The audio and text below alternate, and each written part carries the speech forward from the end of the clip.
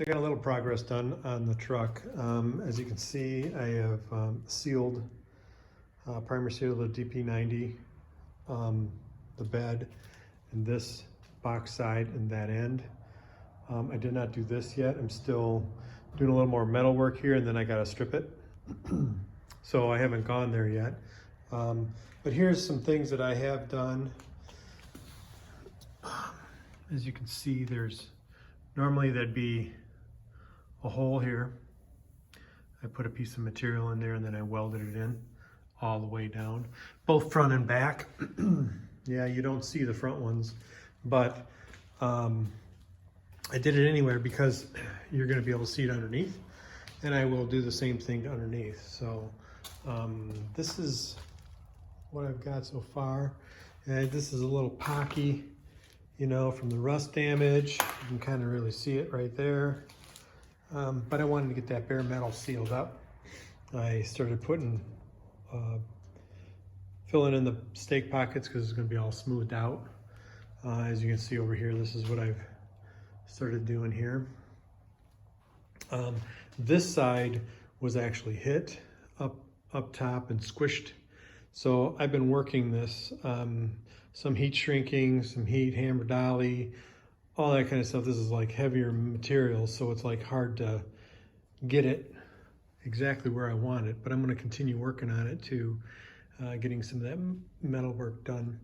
And then I have to take the seam here, weld it all up, grind it, and stuff like that on both sides.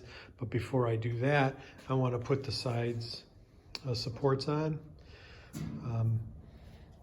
I did try to get some new ones, but they don't really make them for the 36, 7, and 8. They just make them for the 39 and up, and they are different. I wasn't real happy with what they actually look like. So anyway, this is what it looks like so far. Now I'm going to prime again. I'm going to use a primer filler, and that'll take care of some of these pock marks, and then I will do body work eventually.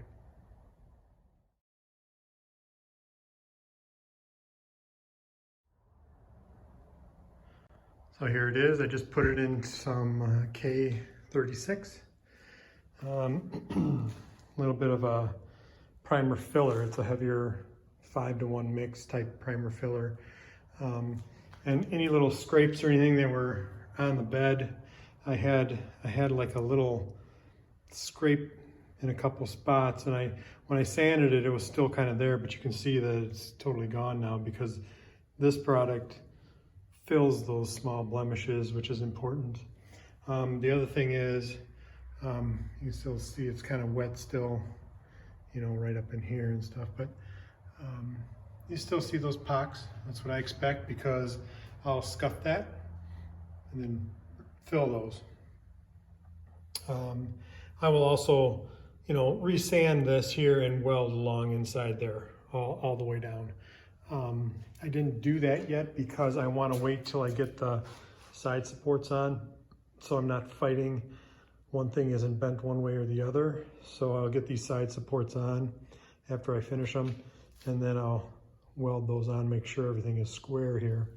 And then as you can see, it's a lot more rust damage right through here compared to here. This is where the wheel was, the wheel well, the fender here.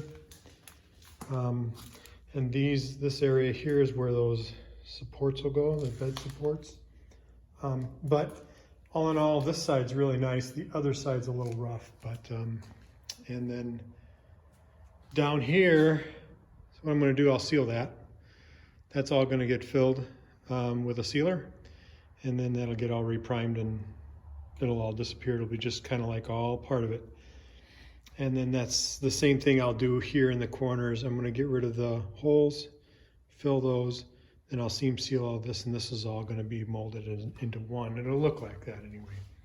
So again, this is where I might be able to see this a little bit better, where the floor was bent up and down. I put a piece of material in here. I welded it on the top and on the bottom, then ground it. As you can see, there's still a couple little grind marks and stuff like that.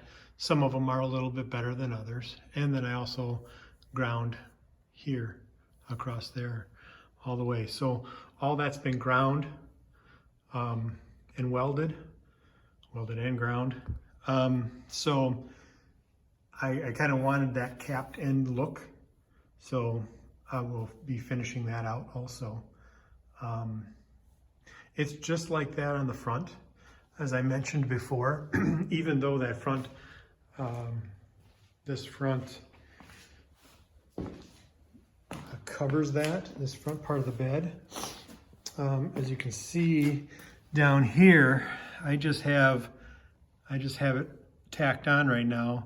And technically, I believe these are just bolted on, bolted on the sides, cross through inside this tube. I'm eliminating all that, so this is all going to be welded. And then this is all going to be welded in here too, smoothed out. And then my skirting, which comes from under here, will come down and over, and that's the skirting that goes on top of the frame. I'll show that when I get there. But anyway, I just kind of wanted to show my progress so far. As you can kind of see, I think that bed looks fantastic. So the bed floor, looks fantastic.